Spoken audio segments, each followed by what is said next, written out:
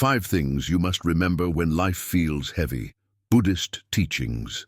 There are seasons in life when the weight of existence feels almost unbearable. Times when you wake up already exhausted, when hope seems distant, and the noise of the world echoes louder than your own voice. These are the moments when everything inside you cries out for relief, yet silence seems to be the only response. Buddhism, with its profound wisdom and timeless compassion, reminds us that suffering is not a punishment, but a teacher, a messenger guiding us toward deeper understanding. When life feels heavy, it is easy to believe that you are alone in your pain, that no one could possibly understand the burden you carry. Yet the Buddha taught that pain is the common thread connecting all beings. To suffer is human. To awaken through suffering is divine. The teachings of the Buddha do not promise a life without storms, but they show us how to find peace even as the thunder rolls. What you are feeling now, the uncertainty, the fatigue, the longing for clarity, is not a failure, but part of the path itself. Within that heaviness lies an invitation to rediscover who you are beyond your circumstances. The following 5 Buddhist lessons are not meant to erase your pain, but to help you walk through it with greater awareness, gentleness, and courage. Let us begin this journey together, starting with the first teaching, the impermanence of all things. Everything changes, and that is your liberation. When life feels heavy, the first truth to remember is that nothing, not even this pain, lasts forever. The Buddha's first great insight after enlightenment was the understanding of anicca, or impermanence. Everything that arises must also fade away. Every emotion, every thought, every chapter of your life, they are all in a constant state of flux. Yet, paradoxically, it is our resistance to this truth that amplifies suffering. Think about the times you have clung to something, a person, a dream, an outcome.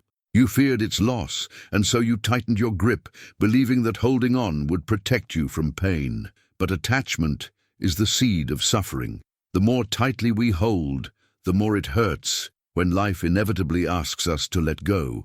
We suffer not because life changes, but because we wish it didn't. The Buddha compared human attachment to grasping a red-hot coal. We hold it in our hands, believing it gives us warmth, but it only burns us deeper. When life feels heavy, you may be clutching something that has already passed, a memory, an identity, a what should have been. Yet liberation begins the moment you open your hand and let the coal fall. Imagine standing on a shore, watching waves crash against the rocks. Each wave rises, crests, and dissolves into the sea again. The sea does not mourn the wave that has ended. It knows that another will soon rise. You too are part of this ocean, every joy and every sorrow, a wave that will eventually return to stillness. This realization is not meant to dismiss your pain, but to place it within the larger context of life's flow. If you can see your suffering as transient, you no longer drown in it. You observe it, honor it, and allow it to pass. There is an old Buddhist saying, "This too shall pass." It may sound simple, but it contains the essence of awakening. When the heart is heavy, remember that you are not trapped in permanence. You are in movement, in transformation. But knowing this intellectually is different from living it. So how do we embody impermanence when the pain feels eternal? Start by watching your breath. Inhale, and life enters. Exhale, and you let it go. With each breath, you practice the art of releasing. Feel how every exhale teaches you to surrender, not out of weakness, but out of trust. The body itself is a meditation on impermanence. The heart beats, cells die and are reborn, thoughts rise and vanish. You are a living reminder that change is constant. To resist impermanence is to fight against your own nature, but to flow with it is to align with truth. Even your deepest grief, when held with awareness, becomes a teacher. It softens you, humbles you, deepens your empathy. The storm may shake you, but it also clears the air. The loss may break you open, but it is through those cracks that light enters. Letting go does not mean forgetting or pretending that something didn't matter.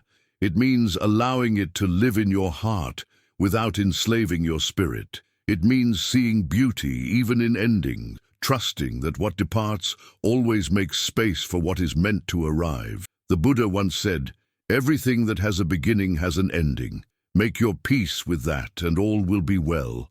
Adit, when life feels heavy, look at your pain through the lens of impermanence. See it not as a sentence, but as a season. You are not stuck. You are evolving. You are not broken. You are being reshaped. The weight you carry now will one day become the strength that carries you forward. Close your eyes, take a deep breath, and whisper gently to yourself, "This too shall pass." That is not just a consolation. It is a promise written into the fabric of existence. And as you breathe that truth in, remember, you are not alone on this path. There is wisdom walking with you, softly reminding you that every ending is also a beginning. If this reflection touched your heart, take a moment to subscribe to the channel. By doing so, you join a community walking the same path, one of awareness, peace, and inner freedom. Pain is not punishment. It's a path to awakening. When the weight of life presses upon your chest and every breath feels like an effort, it's easy to fall into the illusion that pain is a punishment, that somehow life is against you, that the universe has singled you out for suffering. But in the teachings of the Buddha, pain is not a mark of failure or sin. It is a teacher, a purifying fire, and sometimes the very doorway to awakening. This is a truth so simple yet so radical that the human mind resists it. We are conditioned to see pain as something to escape, something wrong to be fixed, rather than something to be understood. But what if, instead of running from pain, you turned toward it, not with fear but with curiosity? What if you could meet your suffering with the same tenderness you would offer a wounded friend? The Buddha's first noble truth begins with this recognition. Life involves suffering. Not as a pessimistic statement, but as an observation of reality. It is the acknowledgement that joy and sorrow, gain and loss, birth and death are all part of the same vast cycle. The second noble truth reveals that suffering has a cause, our attachment, our craving for things to be other than they are. And the third truth brings liberation. If suffering has a cause, it also has an end. But to reach that end, we must first walk through the fire, not around it. Pain, when observed without judgment, reveals the inner structure of our clinging.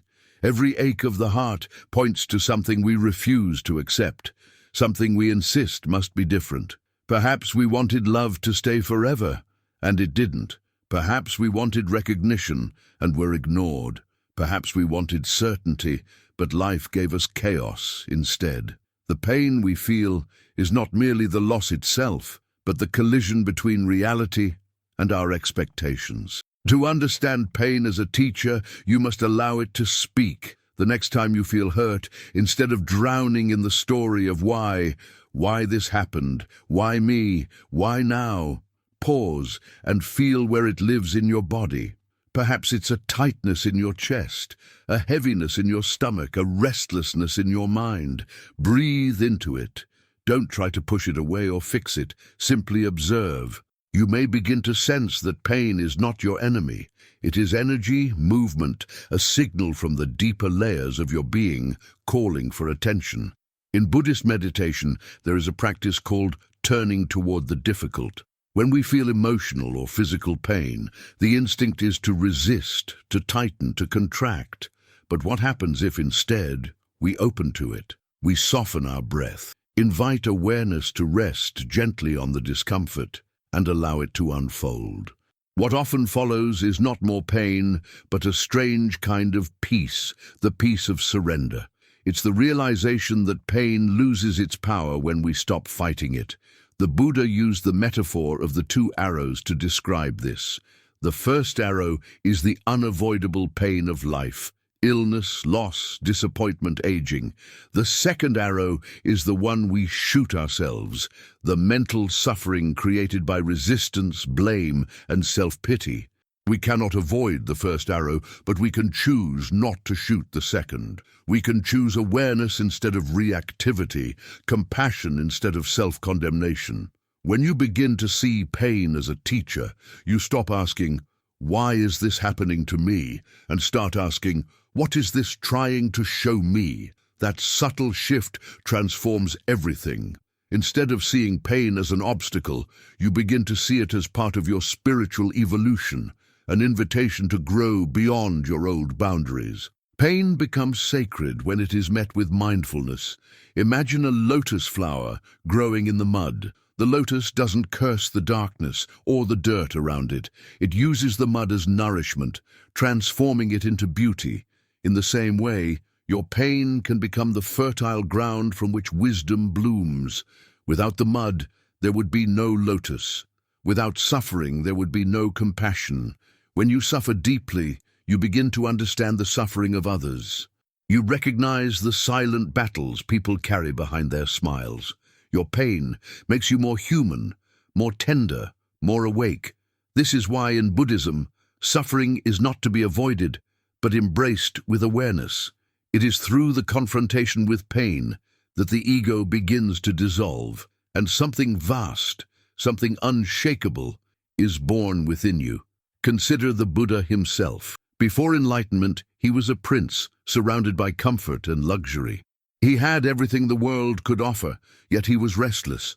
When he finally left the palace and saw sickness, aging, and death for the first time, he was shaken to the core. It was suffering that set him on the path to liberation.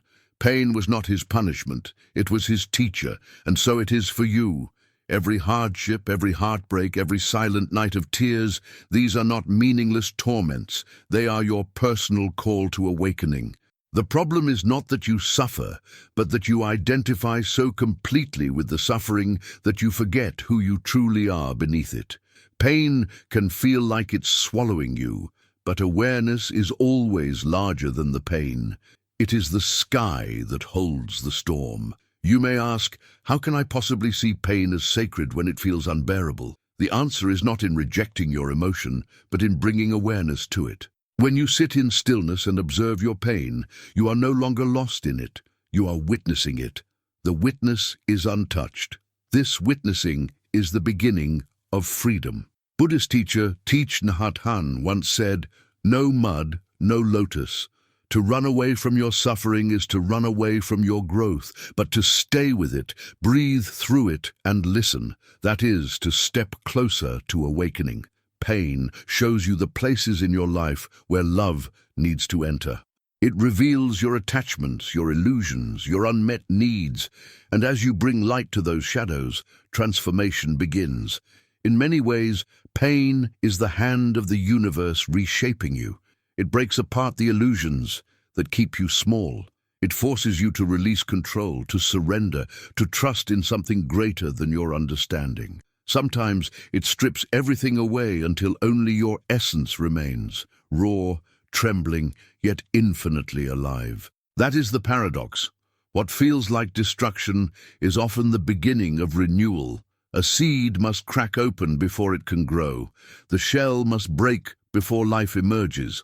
Your suffering, too, is the cracking of the shell of the self, the end of one form so that a higher form may begin. If you observe nature, you will see that nothing resists change without suffering. The river flows because it yields to gravity.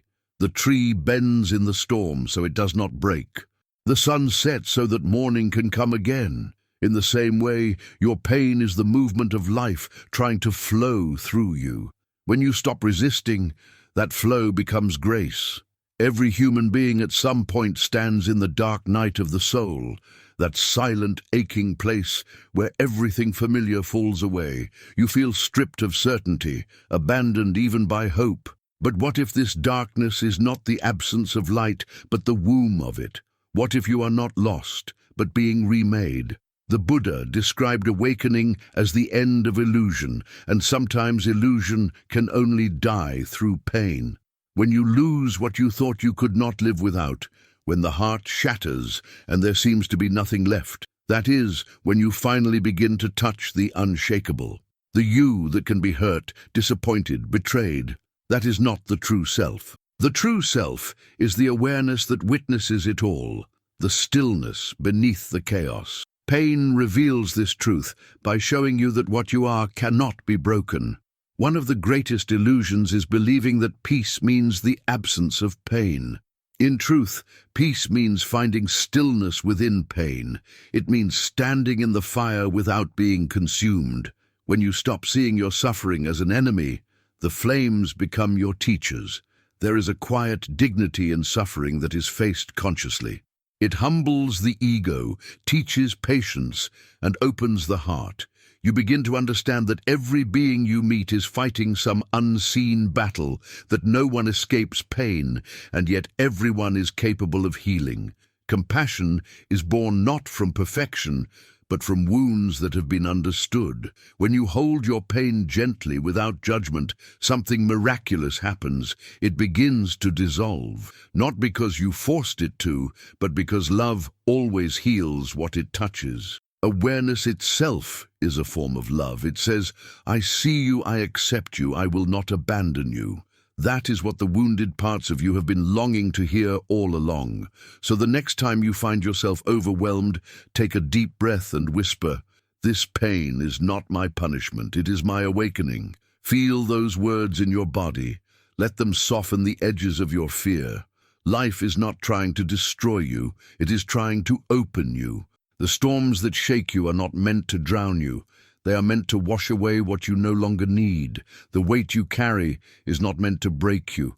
It is meant to strengthen your capacity for love. Every heartbreak has carved a space in your chest, and in that space, compassion grows. One day you will look back and see that the times that felt like the end were actually the beginning of something beautiful.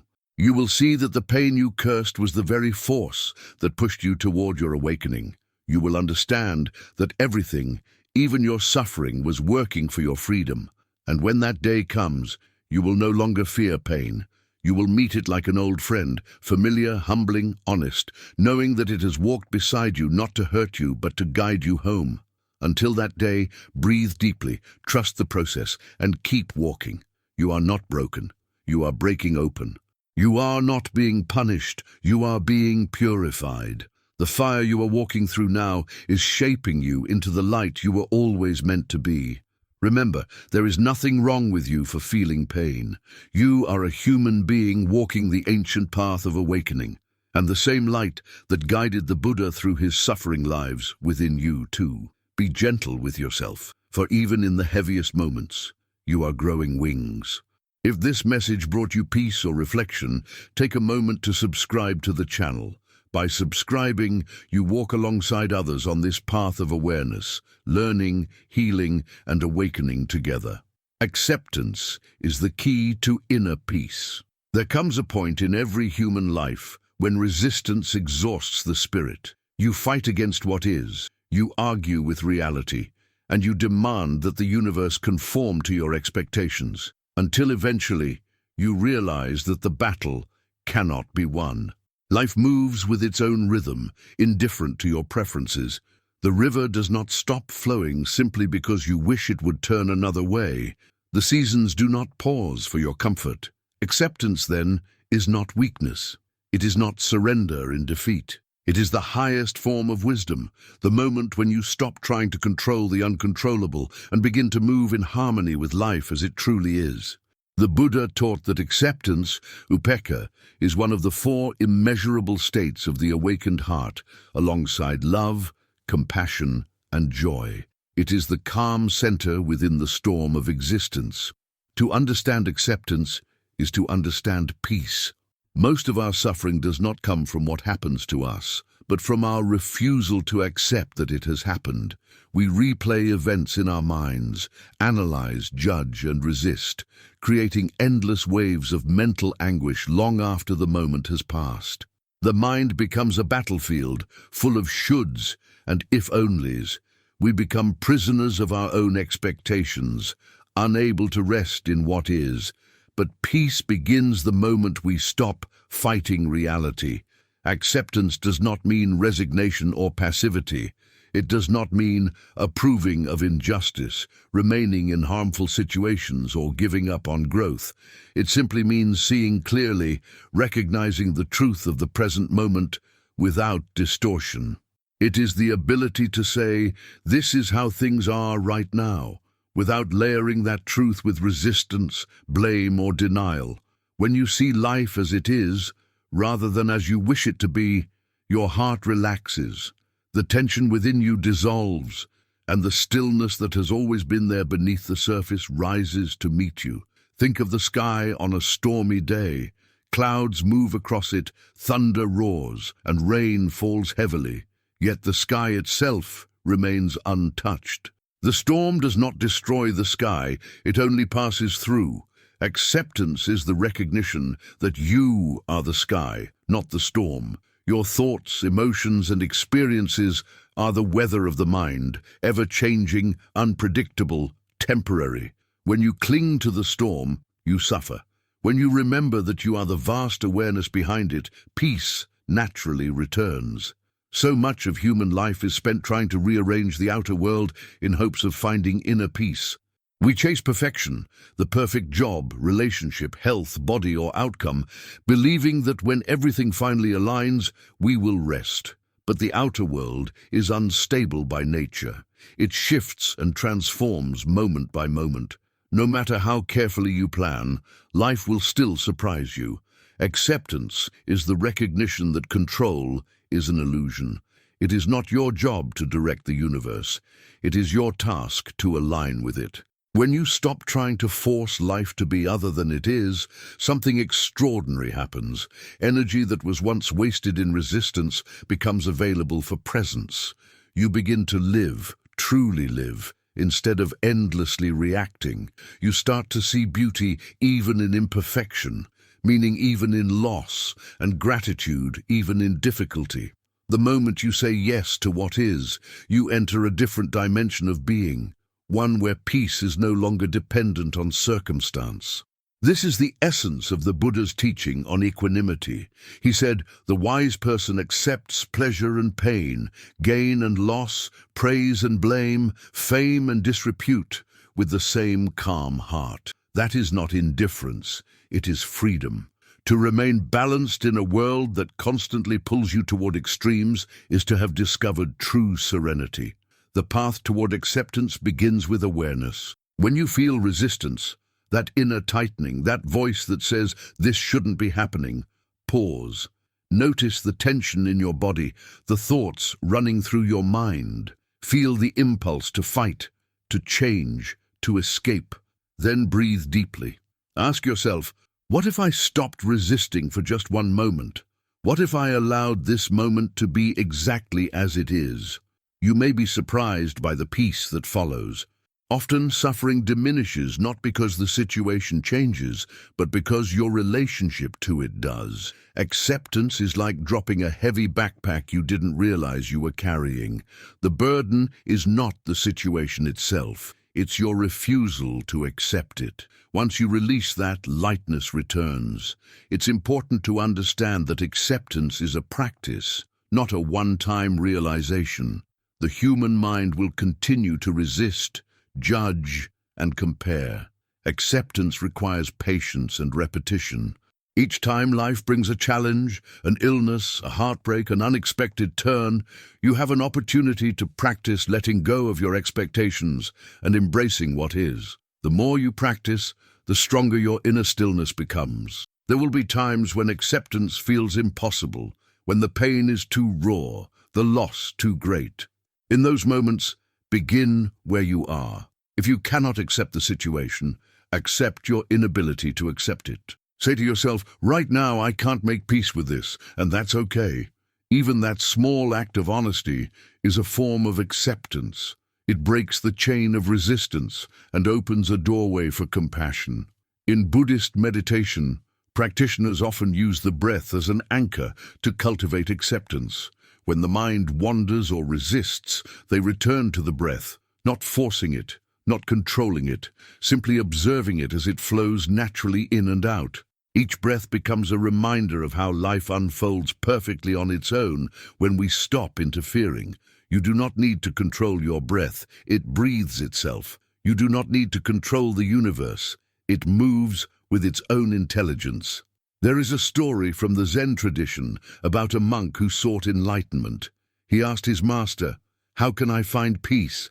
The master replied, "By accepting everything that comes." The monk, confused, said, "But what if something terrible happens?" The master smiled and said, "Accept that too." It is that simple and that difficult. Acceptance is not an act of the intellect. It is a surrender of the heart. When you practice acceptance, you begin to see that even pain has a place in the great design of existence. Every joy and sorrow, every meeting and parting is part of the same mysterious dance. To resist the steps you do not like is to miss the beauty of the whole. Life is not happening to you. It is happening through you. Acceptance is how you become one with that flow. The paradox is that when you fully accept life as it is, transformation happens naturally. What you accept begins to lose its grip on you. The energy of resistance turns into understanding, and understanding brings change. This is why the Buddha taught that clinging and aversion are the roots of suffering. To cling is to say, "I want this to stay," and to reject is to say, "I want this to go." Both are forms of non-acceptance. Freedom lies in the middle, in allowing everything to come and go without grasping or rejecting. Think of water. When poured into a cup, it becomes the cup. When poured into a river, it becomes the river. It adapts effortlessly to every shape without losing its essence. That is the power of acceptance, to remain fluid, to adjust to the moment without losing your center. Sometimes, acceptance means acknowledging that life will never return to what it was. A relationship ends, a loved one dies, your body changes, your dreams evolve. The mind wants to hold on, to return to the familiar. But peace comes only when you allow yourself to move with life rather than against it. The river of existence never flows backward. When you stop clinging to the shore, you discover that the current carries you somewhere new, somewhere beautiful in its own way. Acceptance also means accepting yourself. Many people live in a constant state of internal conflict, judging their feelings, criticizing their flaws, demanding that they be someone else. But true acceptance begins within. You cannot find peace while waging war against yourself. The Buddha said, "You yourself, as much as anyone in the entire universe, deserve your love and affection." To accept yourself does not mean to stop growing. It means to stop rejecting your humanity. It means to see yourself clearly, imperfect, evolving, yet profoundly worthy of compassion. When you make peace with yourself, the world around you begins to soften. You no longer react from insecurity or fear. You no longer seek validation from outside sources. You act from inner harmony rather than inner conflict. This is the quiet power of acceptance. It brings balance to every aspect of your being. It's easy to accept what we like: success, comfort, love, health. The real challenge is to accept what we fear or dislike: loss, aging, uncertainty, failure. Yet it is in those moments that the depth of your spiritual maturity is revealed. To accept the unwanted is to trust that life has an intelligence beyond your understanding. It is to believe that even in chaos there is order, even in pain there is purpose. There's a Japanese aesthetic philosophy called wabi-sabi, which finds beauty in imperfection and impermanence. A cracked bowl is repaired with gold, emphasizing the break rather than hiding it. Acceptance works in the same way. When you accept your cracks, they become part of your beauty. When you accept your story, every mistake, every scar, you transform shame into wisdom. One of the great gifts of acceptance is presence. When you are no longer obsessed with changing the past or controlling the future, you return to the only place life truly exists, the present moment. And in that presence, peace is no longer a goal. It is your natural state. You begin to see that peace was never lost. It was only obscured by resistance. In moments of stillness, when you accept everything as it is, the sound of the wind, the rise and fall of your breath, the fleeting nature of thought, you begin to sense a deep alignment with life. You feel that everything is exactly as it should be, even when you don't understand why. This is not blind faith, but direct experience. The heart knows what the mind cannot grasp. Acceptance is not the end of effort. It is the beginning of wise action. When you accept the truth of a situation, you can act from clarity rather than denial. You stop reacting impulsively and start responding mindfully. Acceptance doesn't paralyze you, it liberates you. You can finally do what needs to be done without the poison of resistance. In this way, acceptance and change are not opposites, they are companions. You must first accept what is before you can skillfully transform it. Denial keeps you stuck. Awareness sets you free. As you continue to walk this path, there will be moments when life feels too much, when the old wounds resurface, when your heart wants to close. In those moments, remember, acceptance is not a one-time act, but a lifelong practice. Each breath offers a new chance to let go, to open, to trust. Sit quietly for a moment now. Feel your body breathing. Notice any tension, any emotion, any thought. Instead of trying to change it, whisper inwardly, "I allow this too." Feel how those words soften you. Feel the way acceptance dissolves resistance, the way peace seeps back into your being like light returning after a storm. When you live in acceptance, you no longer chase peace, you become it. Life flows through you effortlessly because you are no longer blocking its current. Even when challenges arise, you face them with grace. Even when uncertainty looms, you rest in trust. In the end, acceptance is not something you do. It is something you remember. You remember that the universe has always been unfolding perfectly, that every joy and sorrow is part of your awakening, and that peace is not found in controlling life, but in embracing it. When you finally understand this, you stop struggling and start living. You walk through life with the quiet confidence of one who knows that everything is as it should be. Not because it is perfect, but because it is real. Acceptance is freedom. Acceptance is love. Acceptance is peace. And that peace, once discovered within, can never be taken from you. If these words helped you find stillness in your heart, remember to subscribe to the channel. By joining this space, you walk beside others who are learning just like you to breathe, to let go, and to live with serene acceptance. Compassion transforms suffering into strength. In the vast expanse of Buddhist wisdom, few teachings shine more brightly than the understanding of compassion. Karuna, the tender courage of the awakened heart. Compassion is not pity, nor is it a fleeting emotion reserved for moments of sympathy. It is the profound realization that the pain of another is not separate from your own. It is the understanding that suffering connects us all, weaving humanity into a single fabric of shared experience. In the same way that your breath is part of the larger rhythm of life, your suffering too belongs to the whole.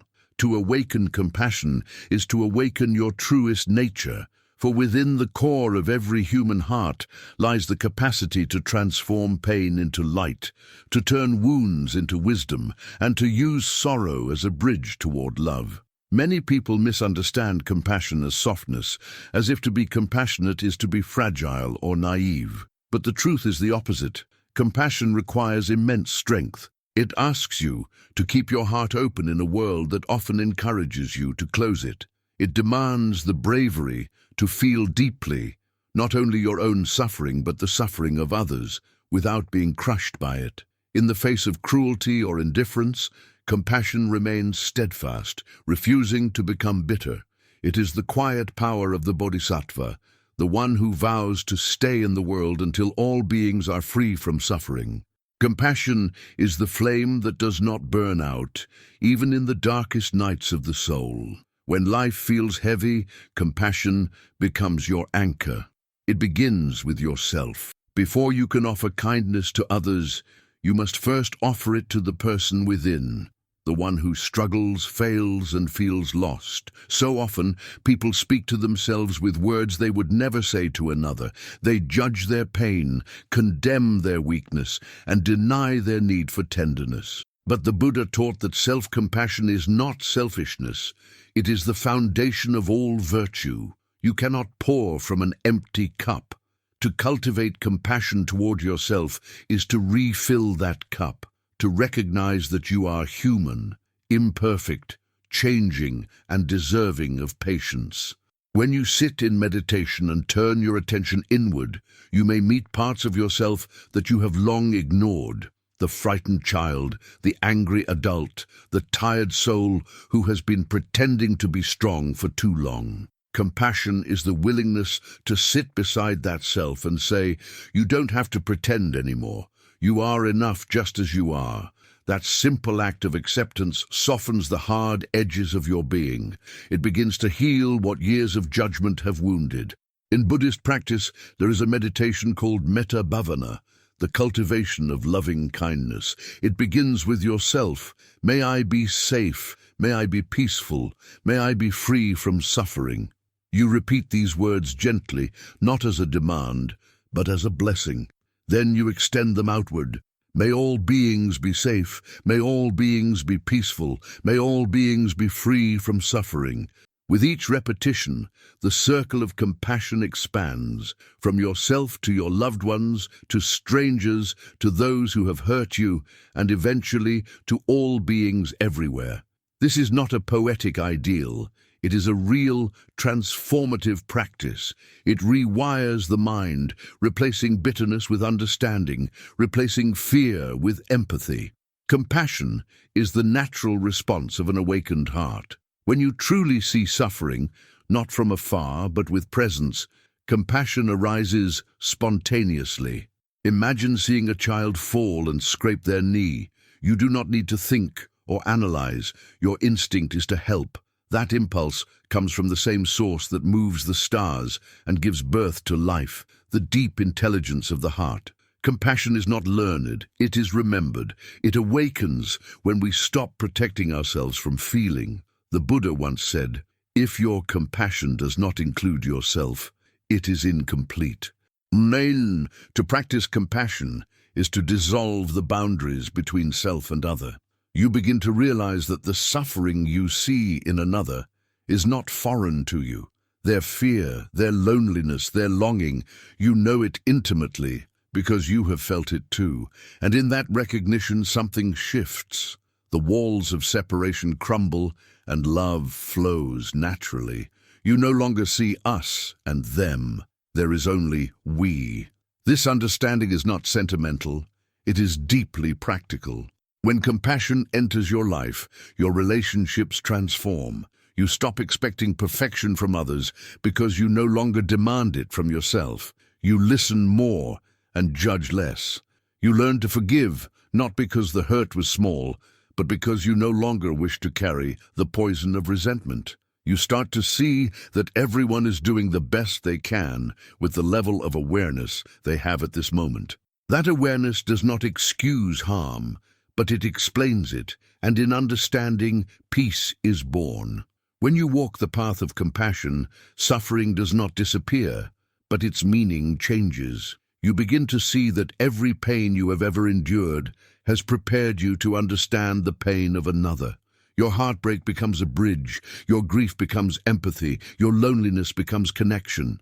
What once felt like wounds now become openings through which love can flow. Compassion alchemizes pain into strength, not the hard strength of resistance, but the soft strength of surrender.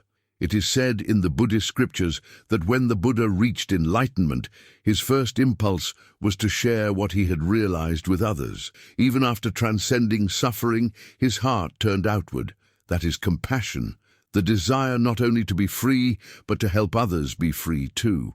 The true mark of awakening is not detachment from the world, but the ability to move within it, without being consumed by it, to serve with love, even when the world resists love. To live with compassion does not mean allowing yourself to be hurt endlessly. It does not mean saying yes to everything or becoming a martyr. True compassion includes wisdom, the understanding that to truly help others, you must also maintain clarity and boundaries. The Buddha taught the concept of wise compassion, which acts skillfully, not sentimentally. Sometimes compassion means offering comfort. Other times it means saying no. Sometimes it means staying. Other times it means walking away.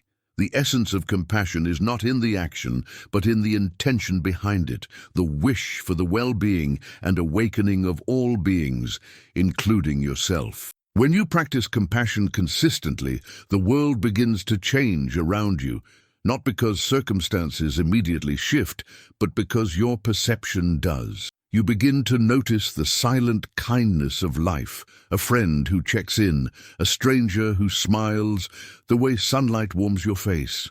You start to see that goodness is woven into the very fabric of existence, even amidst suffering. Compassion opens your eyes to beauty, where the unawakened mind sees only despair. In moments of deep pain, compassion can seem distant. You might feel numb, angry, or closed. That is natural. The heart, like any muscle, sometimes needs rest. But remember that compassion is always there, waiting beneath the surface. It may be covered by fear or fatigue, but it never dies.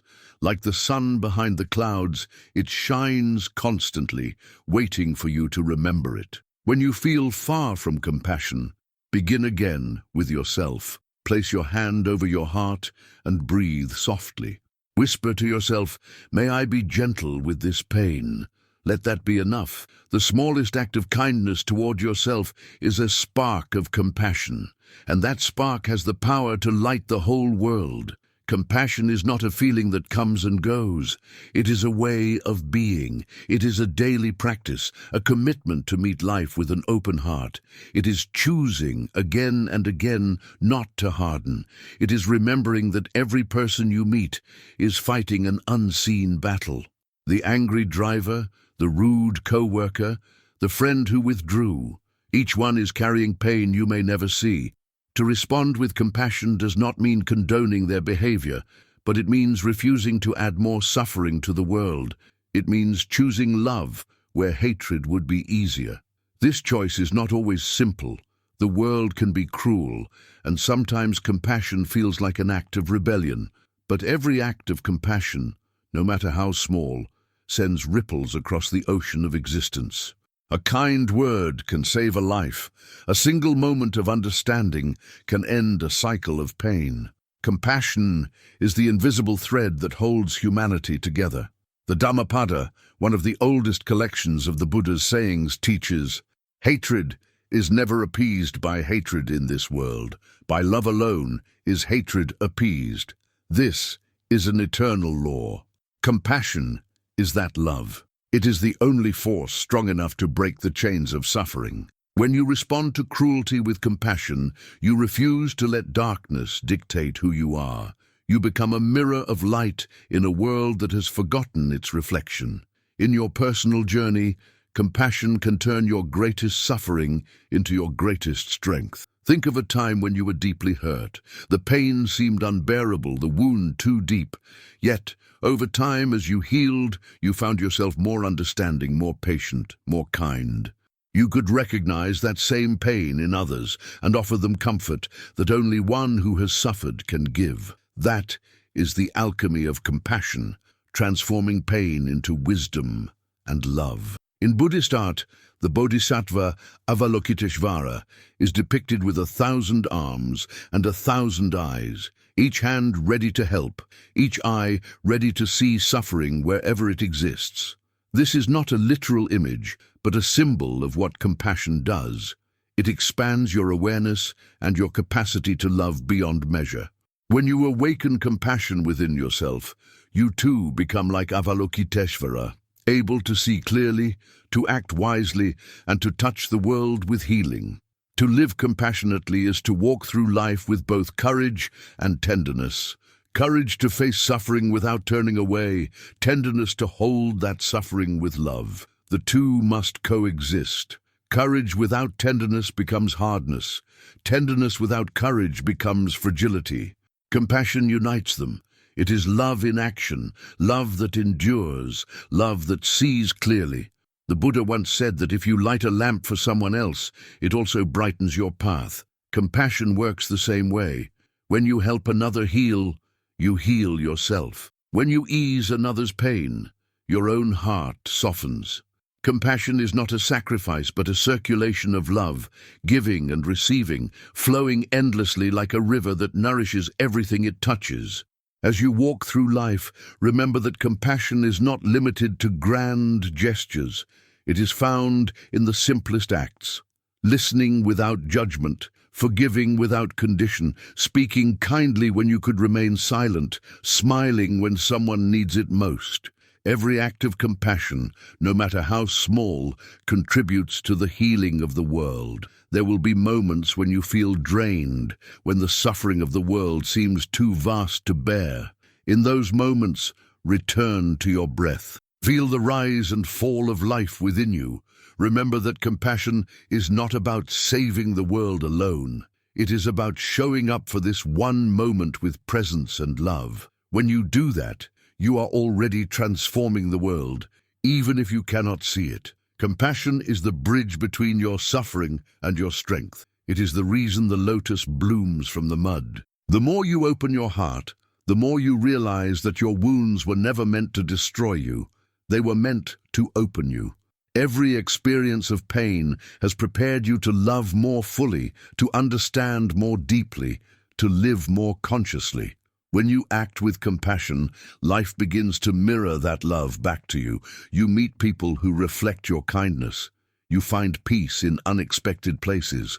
You see beauty in imperfection, hope in despair.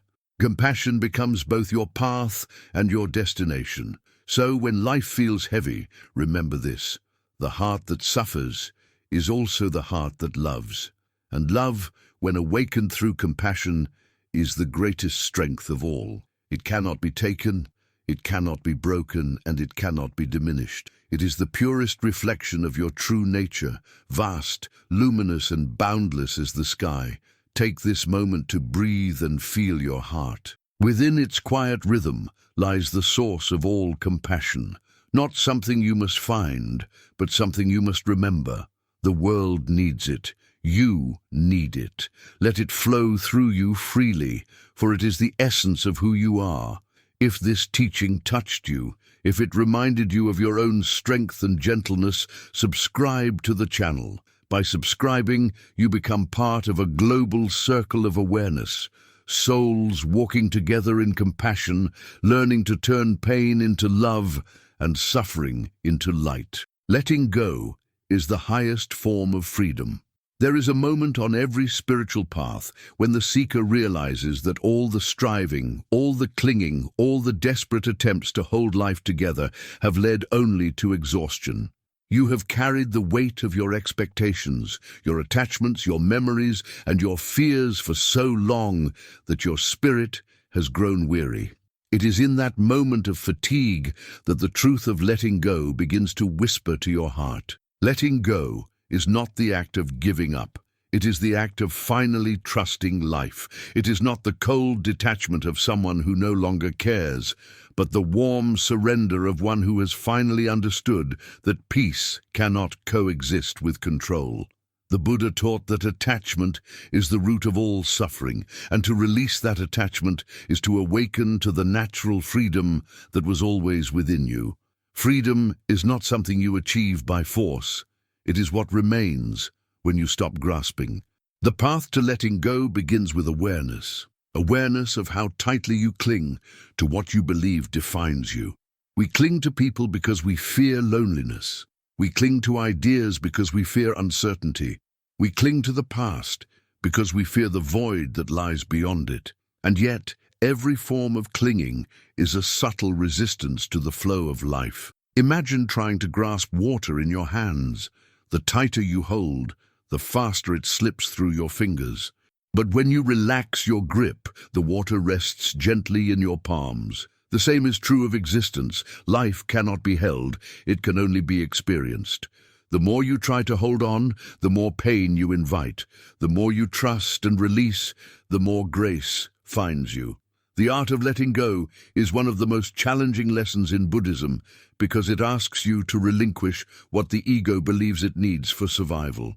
The ego thrives on possession, not only material possessions, but emotional and mental ones. It clings to stories, identities, victories, and wounds alike. It says, "This is who I am," and builds walls around that image. But life, in its infinite wisdom, will keep dismantling those walls until you remember that your true nature is not confined by them. Every loss, every ending, every moment when something is taken from you is an invitation to return to that remembrance. The universe does not take to punish, it takes to teach. It strips away what is false so that what is real may emerge. Letting go begins with small acts. It begins with the willingness to loosen your hold on the thoughts that torment you, to stop replaying what cannot be changed, to release the need to always be right, to stop seeking validation from others. It begins with the humility to admit that you cannot control outcomes, that no matter how carefully you plan, life will always surprise you. The more you fight against this truth, the more you suffer. The moment you accept it, the burden begins to lift. There is a lightness that comes with letting go, not the lightness of indifference, but the lightness of liberation. You realize that peace does not depend on circumstances aligning with your desires. Peace arises when you no longer demand that life meet your expectations. In Buddhist teachings, impermanence and letting go are intertwined. The Buddha spoke often of anicca, the truth that all conditioned things are transient. Every experience, emotion, and form will eventually fade. Nothing that arises can remain unchanged. This is not a tragedy but a blessing, for it is impermanence that allows for growth, renewal, and transformation. If you could freeze time and hold on to every joy forever, you would also be forced to hold on to every pain. The same river that brings beauty also carries away sorrow. To cling to one is to cling to both. Letting go is not about denying love or beauty, it is about allowing them to flow freely, unconfined by fear of loss. Consider a flower in bloom. Its petals open fully to the sunlight, not holding back for fear of wilting. And when the time comes for the petals to fall, the flower does not resist. It completes its cycle with grace, trusting that the falling of one petal nourishes the soil for the next. Letting go is like that, a full participation in the unfolding of life without trying to freeze any of its moments. When you let go, you become like nature itself, fluid, adaptive, alive. You begin to see that everything changes, but nothing is ever truly lost. The essence of what matters, love, awareness, truth, remains beyond form.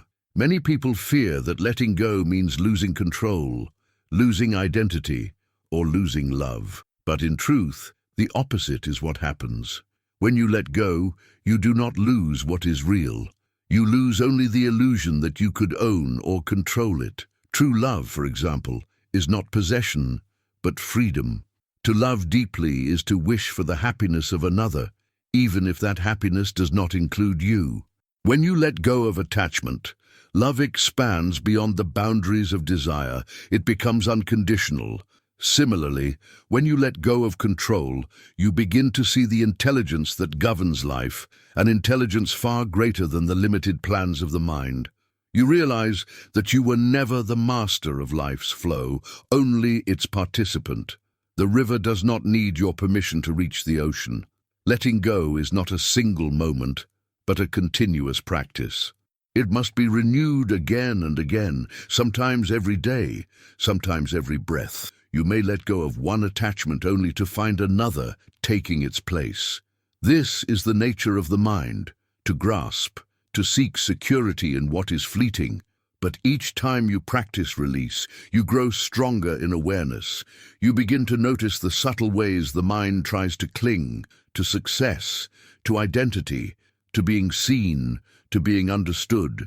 Letting go does not mean suppressing desire or denying emotion. It means observing them without becoming entangled. You watch the waves of craving and aversion rise and fall without chasing them. You learn to trust that beneath the waves there is always still water. There is a story in the Buddhist tradition of a monk who carried a heavy bag on a long journey.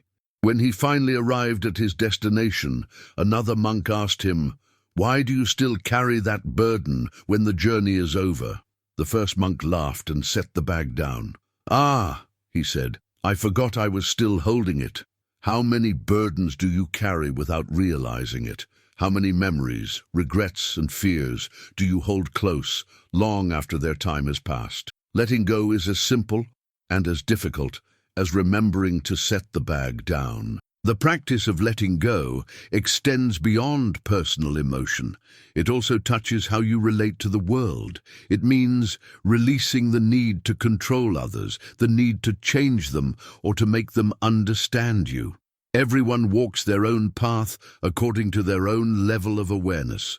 When you stop trying to mold others into your image of who they should be, you free both yourself and them. Acceptance replaces judgment, and love becomes unconditional. Letting go is not apathy. It is respect for the sacred autonomy of every soul. In meditation, letting go takes a tangible form. As you sit in stillness, the mind will wander. Thoughts will arise, plans, worries, memories, and each one is an opportunity to practice release. You notice the thought, acknowledge it, and let it pass without attachment. You do not push it away or follow it. You simply let it go. This simple act, repeated again and again, becomes a microcosm of spiritual life itself. Each thought you release strengthens your ability to release what burdens you in the outer world. Meditation trains you to hold life lightly, to experience without clinging. Letting go also involves forgiveness. To forgive is to release the hold that the past has on your present. It does not mean condoning harm or forgetting injustice. It means freeing yourself from the prison of resentment.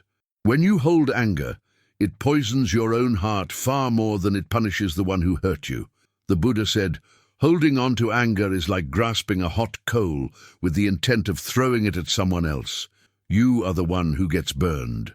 Letting go through forgiveness is not about them. It is about you. It is about choosing peace over pain, freedom over bitterness. Forgiveness is the purest form of letting go, a liberation of the soul. There are times, however, when letting go feels impossible. When you have poured your heart into something, a dream, a relationship, a part of yourself, the thought of releasing it feels like death. In a way, it is. Every act of letting go is a small death, the death of an identity, of an expectation, of a belief. But as every mystic and sage has discovered, death is not the end. It is the transformation of form. What you release returns to you in a new way, purified and reborn. The old self must die for the new self to awaken. When you let go, you are reborn into a larger consciousness, one that is not bound by fear or desire. To let go is to return to the natural rhythm of the universe. Everything in existence follows the cycle of arising and passing away. Stars, seasons, lives, thoughts. You are not separate from that rhythm. When you cling, you step out of harmony. When you release, you return to the dance. The Buddha compared this to a musician tuning his instrument. If the strings are too tight, they snap. If they are too loose, they make no sound. Letting go is that perfect balance, a life tuned to the frequency of peace. In time, you begin to see that letting go is not loss, but gain. You lose illusions, yes, but you gain clarity. You lose control, but you gain trust. You lose the false self, but you gain your true self, the awareness that cannot be touched by change.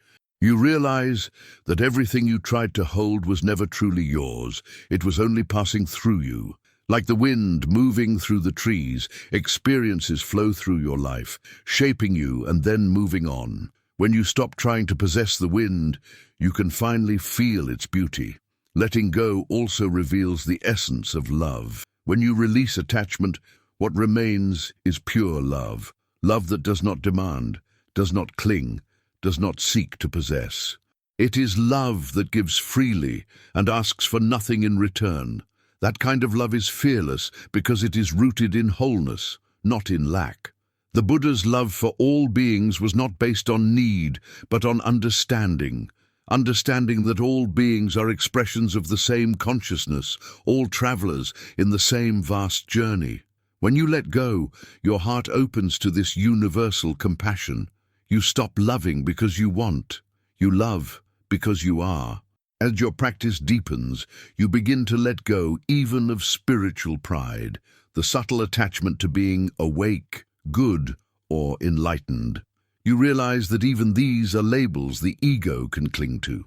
The final stage of letting go is letting go of letting go itself, a state of effortless being where there is no one left to surrender because everything has already been surrendered. This is true freedom, not the freedom to control, but the freedom to be in harmony with what is. In the quiet of this freedom, life becomes simple again. You wake in the morning and feel the air on your skin, the breath in your lungs, the light streaming through the window. You no longer chase meaning. You find it in everything. The sound of a bird, the warmth of tea, the laughter of a stranger, all of it becomes sacred because you are fully present.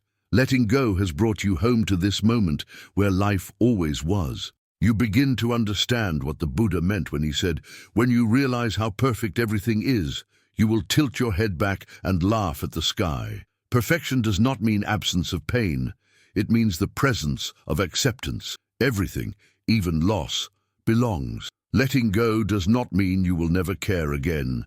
It means you will care deeply without clinging. You will give fully without fear. You will love freely without demand. You will live completely without resistance. This is the paradox of spiritual life. The less you hold on, the more alive you become. In letting go, you become vast, like the open sky, where clouds pass but never stay. You realize that nothing can truly harm you because nothing can truly define you. You are not your possessions, your roles, your stories, or your scars. You are the awareness that witnesses it all, boundless, peaceful, eternal. So when life asks you to let go of a person, a past, a dream, a certainty, do not see it as cruelty. See it as grace. Each letting go is a step closer to truth. Each release is an act of trust in the intelligence of existence. Each loss clears space for something new to emerge, something you could never have imagined while your hands were full. The more you release, the more life flows through you unimpeded. You become like a flute, hollow and open, through which the divine plays its song. If you are standing at the edge of letting go right now, trembling with fear of what lies beyond, remember this: nothing real can be lost. The love you gave, the lessons you learned, the growth you achieved, they are part of your soul now. You do not lose by letting go. You simply return what was never yours to control. And in that act of surrender, you discover that you were never truly holding on. Life was holding you all along. Letting go is not the end of your story. It is the beginning of your freedom. If this reflection helped you breathe a little lighter or reminded you of your inner peace, subscribe to the channel. Join this community of seekers walking together toward clarity, compassion, and liberation, learning every day the sacred art of letting go.